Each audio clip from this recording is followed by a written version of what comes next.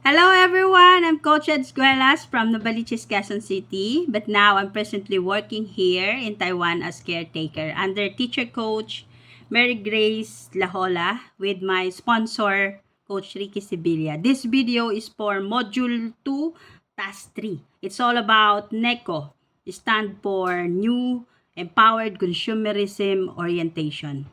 So dito po natin matututuhan ng mga bagay na kailangan nating i-adapt, i-adjust, mga bagay na dapat iwasan, mga bagay na dapat natin baguhin sa ating sarili para mas magaan at magawa natin ng maayos ang ating pagnenegosyo.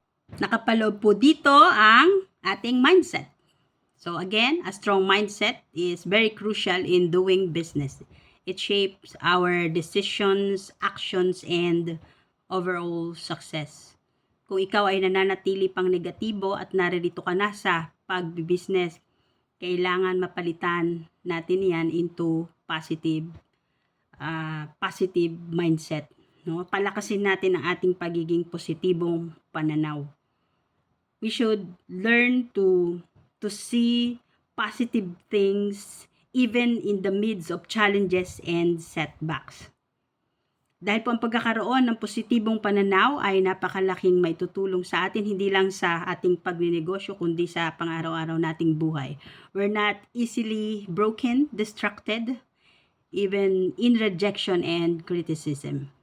And nandito rin ang fears and doubts. Oh, very usual bilang tao.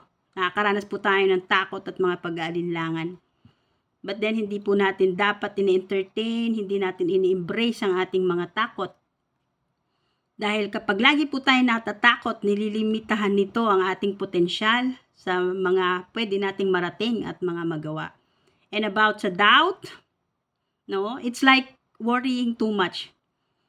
No, you're like sitting down on a rocking chair, keep moving, but brings you nowhere.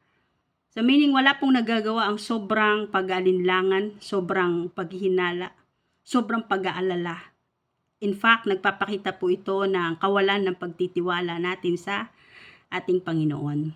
So, kung meron nag-share sa atin ng opportunity, lalo na kung alam mo namang ito'y makakatulong sa iyong personal na paglago at sa ginagawa mong pagbibusiness, may nag-share sa iyo ng mga strategies, may nagtuturo sa'yo, may nag-a-align.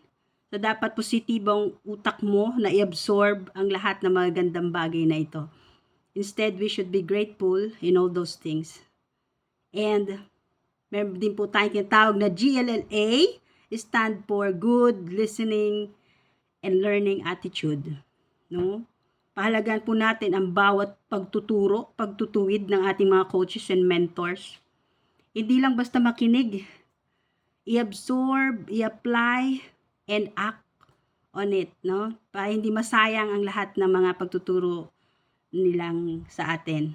Ang kanila pong pag-align, paggabay, ang mga conducting trainings, napakalaking bagay para maging matatag po tayo sa ginagawa natin pagnenegosyo. Meron po tayong sinusunod na pattern. So lahat po ng mga tinuturo nila ay napakalaking bagay na may tutulong para sa ating sariling paglago at sa ating ginagawang pagnenegosyo. And we also have rejection. No?